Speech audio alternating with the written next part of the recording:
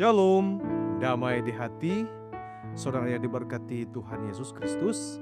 Senang kita boleh berjumpa hari ini Selasa 31 Maret 2026. Saya percaya ada sukacita dalam kehidupan kita ketika kita menikmati hari berkat Tuhan ini. Maka dari itu, marilah kita awali hari ini dengan belajar firman Tuhan melalui renungan harian keluarga di saat ini.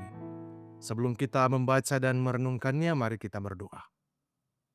Ya Bapa ya Tuhan kami bersyukur kepadamu karena tuntunan tangan kasih Tuhan boleh kami rasakan lagi di hari ini. Ketika kami akan mengawali hidup kami rindu Tuhan akan sabda firman-Mu.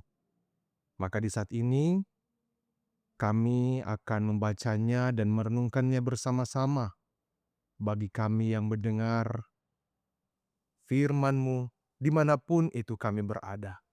Tuhan, biarlah hikmat-Mu tercurah dalam kehidupan kami, agar supaya firman yang kami dengarkan di saat ini menjadi berkat pedoman dalam setiap kehidupan kami.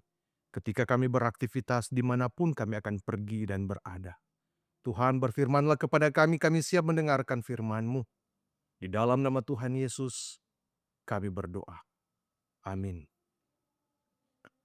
Saudara-saudara yang dikasihi dan diberkati Tuhan, pembacaan kita di hari ini diambil dalam Markus 15, pasal 15 ayat 6 dan 7. Sekali lagi, Markus pasal 15 ayat 6 dan 7. Bunyinya demikian. Telah menjadi kebiasaan untuk membebaskan satu orang hukuman pada tiap-tiap hari raya. Itu menurut permintaan orang-orang banyak. Demikian pembacaan. Ya, shalom, damai di hati. Tema renungan kita di saat ini yaitu jangan membenarkan kebiasaan salah.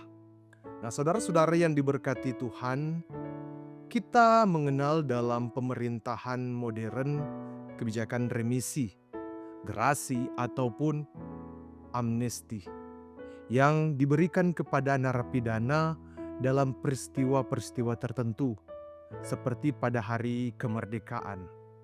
Nah, di dalamnya terdapat kebijakan pengampunan atau keringanan hukuman bagi narapidana. Tradisi membebaskan tahanan pada perayaan Paskah menunjukkan adanya kompromi politis, sebuah mekanisme simbolik untuk meredakan ketegangan dengan publik. Nah, hal ini mencerminkan adanya budaya konsesi, yaitu mengutamakan ketentraman sosial daripada kebenaran objektif. Pilatus mengikuti tradisi populis, yakni membebaskan salah satu narapidana sebagai bentuk konsesi politik pada rakyat Yahudi pada saat perayaan Paskah saat itu. Orang Yahudi memiliki tradisi bahwa Gubernur Romawi akan membebaskan satu orang tahanan sebagai bentuk kemurahan hatinya. Ini adalah suatu tindakan konsesi politik untuk memperlihatkan kesan perdamaian antara penguasa dan rakyat. Tradisi ini tidak hanya mencerminkan relasi antara penguasa dan rakyat yang dijajah, tetapi juga memperlihatkan bagaimana kebijakan yang bersifat populis digunakan untuk mempertahankan stabilitas kekuasaan. Barabas bukanlah tahanan biasa seperti pembacaan kita ataupun di pembacaan minggu ini. Ia adalah seorang pemberontak dan pembunuh.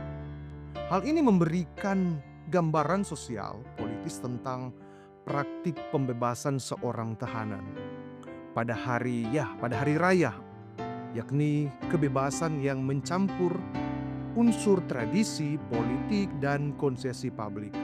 Nah, keluarga Kristen yang diberkati dan dikasihi Tuhan Yesus, firman hari ini membuka ruang refleksi dalam kehidupan kita tentang bagaimana kehidupan kita masa kini perlu adanya mendidik dengan kesadaran etis terhadap keadilan, kebenaran, kejujuran, disiplin, dan sekaligus dengan kasih tentunya. Dalam konteks keluarga, banyak orang tua juga sering terjebak dalam praktik reward atau memberikan kelonggaran yang tidak disertai dengan evaluasi moral yang jernih kepada anak-anak. Anak-anak dibebaskan dari segala tanggung jawab, diberi pujian tanpa disiplin dan kerja keras, bahkan dimaafkan tanpa adanya nilai-nilai pertobatan dalam kehidupan anak-anak. Generasi masa kini tidak hanya pintar bermain game online, tetapi juga harus rajin beribadah dan selalu menghormati orang tuanya. Kita juga orang tua sering tergoda untuk membuat konsesi terhadap kebenaran demi kenyamanan dan ketenangan dalam kehidupan anak ataupun dalam kehidupan rumah tangga kita. Akan tetapi, kita selalu diingatkan bahwa Tuhan Allah itu berdaulat atas sejarah, atas sistem politik, dan atas hukum.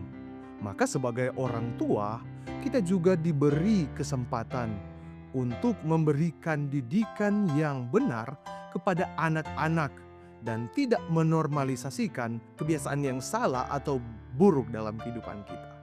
Tuhan kiranya memberkati kehidupan kita semua dan memberkati firman-Nya. Amin. Mari kita berdoa. Bapa di sorga, kami bersyukur dan berterima kasih ketika kami di hari ini sudah boleh membaca dan merenungkan firman Tuhan. Benar Tuhan, kehidupan kami selalu diberkati. Kehidupan kami selalu ada dalam kenyamanan bersama dengan Tuhan. Hidup kami selalu dituntun dan diarahkan melalui firman kebenaran dan kehidupan. Maka hidup kami syukur dan terima kasih Tuhan. Kami mau nyatakan kepadamu, bagi kami yang mendengarkan firman-Mu di hari ini, Tuhan kiranya memberkati kehidupan kami yang ada di mana saja. Ketika kami akan melaksanakan aktivitas kami di hari ini, dalam setiap pekerjaan kami dimanapun kami pergi dan berada. Tuhan, biarlah yang terbaik Tuhan nyatakan berikan dalam kehidupan kami. Ada kesehatan, ada kekuatan yang boleh Tuhan anugerahkan bagi kami dalam kami menjalankan setiap kehidupan kami sesuai dengan proses Tuhan. Namun kami tahu dan kami percaya sesuai dengan kehendak Tuhanlah hidup kami jalani. Maka biarlah tangan kasih Tuhan selalu ada dalam kehidupan kami, memberikan jalan yang terbaik, memberikan penyembuhan, memberikan berkat yang melimpah dalam kehidupan kami, agar supaya hidup kami berjalan sesuai dengan apa yang Tuhan kehendaki dalam kehidupan kami. Terima kasih Tuhan Allah, inilah kami yang berdoa, inilah kami yang selalu bersyukur kepadamu. Di dalam nama Tuhan Yesus. Amin. Demikianlah renungan harian keluarga hari ini. Jangan lupa untuk like, share, dan ikuti terus channel YouTube Jemaat Gami Martapah Selatan. Tuhan kiranya memberkati kita semua. Selamat beraktivitas. Tuhan kiranya memberkati. Shalom, damai di hati.